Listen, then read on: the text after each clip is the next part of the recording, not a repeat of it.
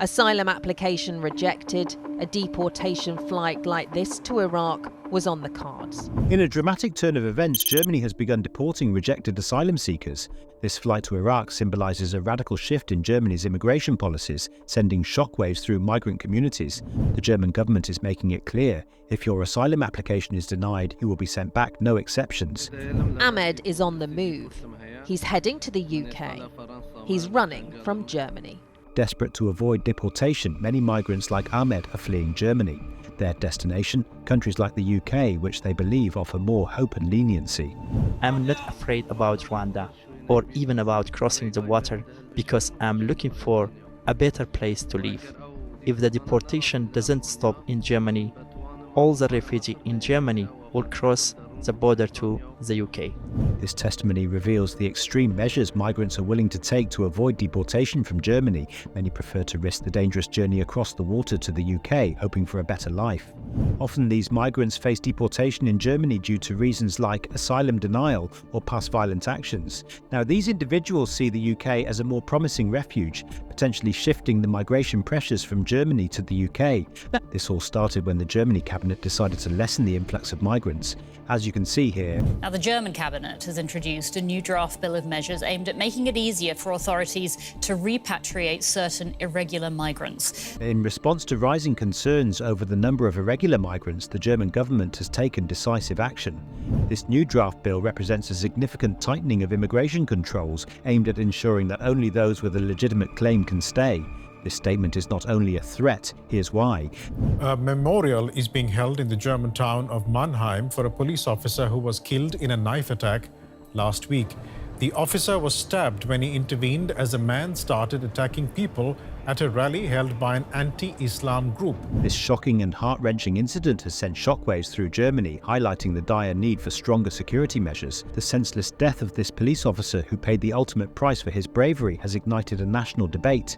The government is now under immense pressure to implement more stringent and decisive actions to ensure public safety and tackle the growing concerns associated with immigration and extremist threats.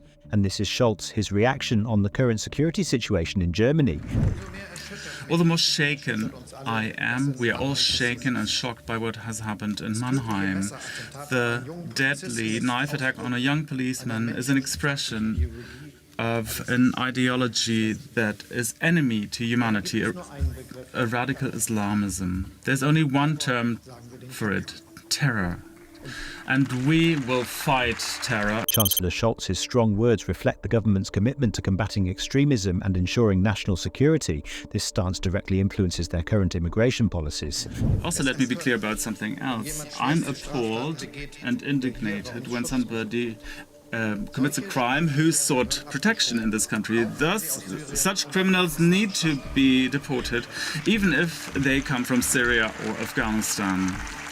Chancellor Scholz's statement highlights a key aspect of Germany's new deportation policy: zero tolerance for criminal activity by asylum seekers. This firm stance is meant to reinforce public safety and ensure that those who come to Germany for protection do not abuse the system.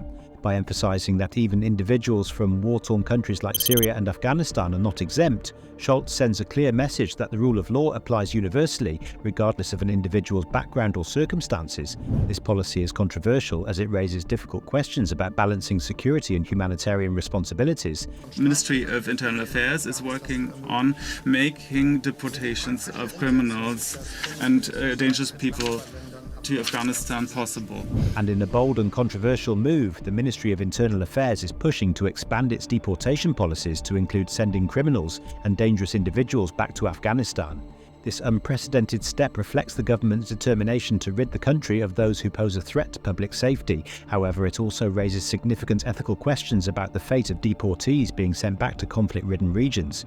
The move is likely to ignite fierce debate both within Germany and internationally, as the balance between national security and humanitarian responsibility comes under intense scrutiny.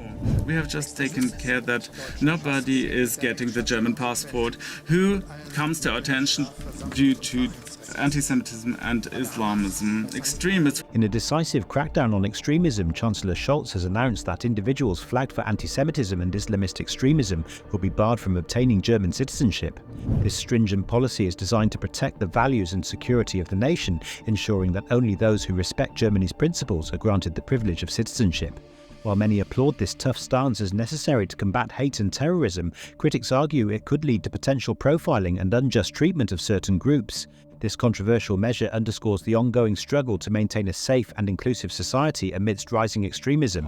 Hundreds have come to protest against the far-right party, which is under new suspicion of plotting to deport asylum seekers, foreigners without proper residency papers, and even German citizens of immigrant origin. These protests reflect the deep societal divisions and growing tensions in Germany over immigration policies. The far-right party's alleged plans to deport not only asylum seekers and foreigners without proper residency, but also German citizens of immigrant origins have sparked widespread outrage. This has raised concerns about human rights and the potential for discriminatory practices.